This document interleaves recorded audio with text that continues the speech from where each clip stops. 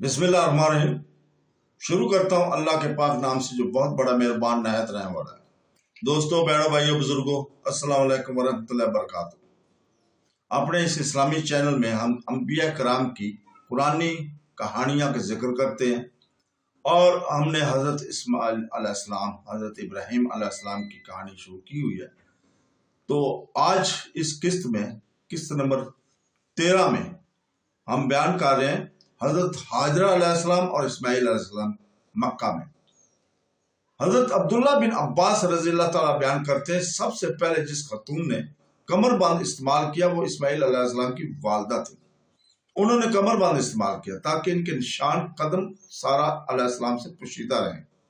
بعد میں حضرت ابراہیم علیہ السلام انہی اور ان کے شیر خوار بیٹے اسماعیل علیہ السلام کو لے گئے اور انہیں بیت اللہ کے پاس زمزم سے اوپر کی طرف موجودہ مسجد کے بلائی حصے میں ایک بڑے درخت کے پاس ٹھہرا دیا۔ اس وقت مکہ میں کوئی انسان نہیں رہتا تھا اور وہاں پانی بھی نہیں تھا۔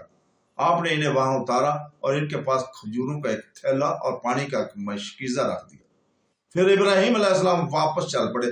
اسماعیل علیہ السلام کی والدہ بھی ان کے پیچھے چلی اور کہا، ابراہیم، آپ ہمیں اس وادی میں چھوڑ کر کہاں جا رہے ہیں؟ یہاں کوئی ساتھی یا ہمسایہ ہے یا نہ ضرورت کی کوئی چیز؟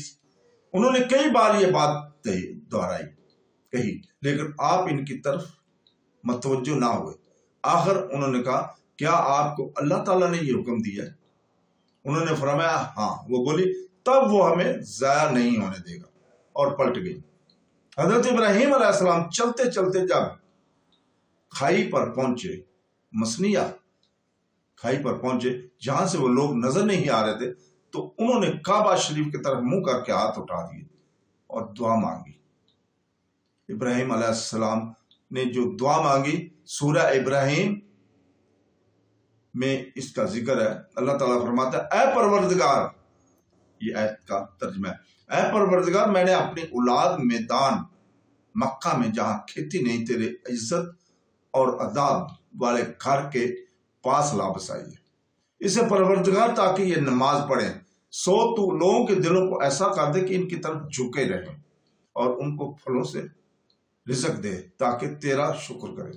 حضرت اسماعیل علیہ السلام کی والدہ ان کو دودھ پلاتی تھی اور خود اس پانی میں سے پی لیتی تھی، حتیٰ کہ جب مشکیزے کا پانی ختم ہو گیا تو انہیں پیاس لگی اور ان کے بیٹے کو پیاس لگ گئی۔ وہ دیکھ رہی تھی کہ بچہ پیاس کی وجہ سے بے چین ہے، وہ اسے تڑپتا نہ دیکھ سکی، اٹھ کر چلنے پڑی۔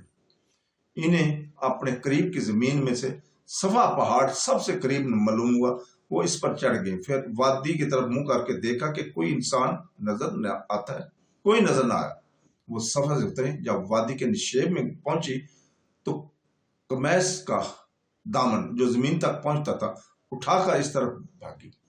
اس طرح کوئی پریشان اور مصیبت زدہ انسان دوڑتا ہے حتیٰ کہ وادی کو پار کر لیا، اور وہ مروہ تک پہنچی تو اس پر چڑھ گیا اور دیکھا کہ کوئی نظر نہ آتا ہے، کوئی نظر نہ آیا۔ انہوں نے 7 بار اسی طرح کیا، ایک پہاڑی سے دوسری تک دوڑتی رہی۔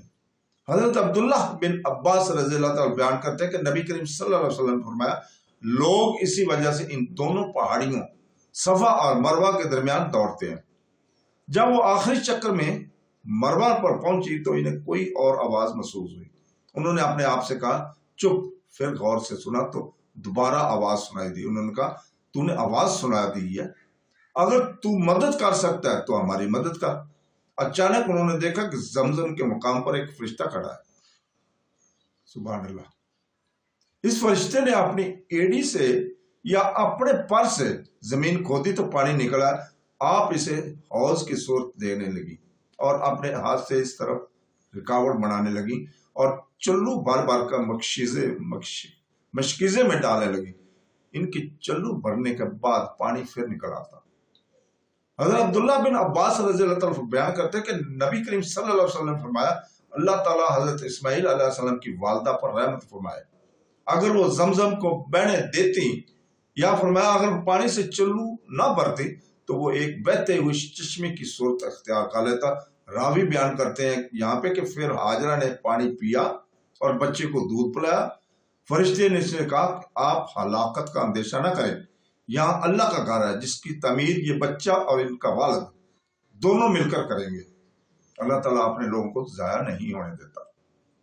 اس وقت بیت اللہ کی زمین ایک بلند ٹیلے کی صورت میں تھی، سیلاب کا پانی آتا تو دائیں بائیں سے گزر جاتا تھا۔ اسی طرح وقت گزرتا رہا حتیٰ کہ وہاں سے بنو جرام کی ایک قافلہ یا ایک خاندان گزرا۔ وہ قدح کی طرف سے آئے اور مکہ کے نشیبی حصے میں ٹھہرے۔ انہیں ایک پرندہ منڈلاتا نظر آیا تو بولے، یہ پرندہ تو پانی پر منڈلایا کرتا ہے، ہم تو جب اس وادی سے گزرتے ہیں تو یہاں پانی نہیں ملتا۔ انہوں نے 2 آدمی حقیقت حال معلوم کرنے کے لیے بھیجے تو انہیں پانی نظر آیا۔ انہوں نے جا کر پانی کی موجودگی کی اطلاع دی۔ وہ سب لوگ آ گئے۔ چشمہ آب زمزم کے پاس حضرت اسماعیل علیہ السلام کی والدہ موجود تھی۔ ان لوگوں نے کہا کہ کیا آپ ہمیں اجازت دیتی ہیں کہ ہم یہاں خیمہ زن ہو جائیں؟ انہوں نے فرمایا، جی ہاں اجازت ہے، لیکن اس چشمے کی ملکیت پر تمہارا کوئی حق نہیں ہوگا۔ انہوں نے کہا ٹھیک ہے۔ انہوں نے اپنے گھر والوں کو بھی وہاں بلا لیا، حتیٰ کہ وہاں کئی گھر بس گئے۔ تو رات میں لکھا ہوا ہے کہ اللہ تعالیٰ نے حضرت ابراہیم علیہ السلام کو حکم دیا کہ اپنے بیٹے اسماعیل کا ختنہ کریں اور ان کے پاس جو غلام اور دوسرے افراد ہیں ان کا بھی ختنہ کریں۔ آپ نے حکم کی تعمیل کی۔ اس وقت آپ کی عمر 99 سال تھی۔ اس طرح اس وقت حضرت اسماعیل علیہ السلام کی عمر 13 سال بنتی ہے۔ آپ نے اپنے اہل خانہ کے بارے میں اللہ تعالیٰ کے حکم کی تعمیل کی۔ اس سے معلوم ہوتا ہے کہ انہوں نے اس حکم کو واجب قرار دیا۔ اس لیے علماء کا یہ قول ہی صحیح ہے کہ مردوں پر ختنہ واجب ہے۔ حضرت ابو ہریرہ رضی اللہ تعالیٰ سے روایت ہے کہ نبی کریم صلی اللہ علیہ وسلم فرمایا، حضرت ابراہیم علیہ السلام نے اپنا ختنہ خود ایک وسولے سے کیا تھا جبکہ وہ 80 برس کے تھے۔ بعض علماء فرماتے ہیں کہ حدیث میں مذکورہ لفظ قدوم سے مراد قدوم شہر ہے، نہ کہ ختنہ کرنے کا اعلیٰ وسولہ وغیرہ۔ تو دوستو اس کے ساتھ ہی اجازت چاہتے ہیں کل تک کے لیے۔ کل انشاءاللہ تعالیٰ اگلی قسط لے کر حاضر ہوں گے، 14 نمبر، جس میں ہم بیان کریں گے حضرت اسماعیل علیہ السلام کی عظیم قربانی کا۔ تو دوستو کل تک اجازت، اللہ حافظ۔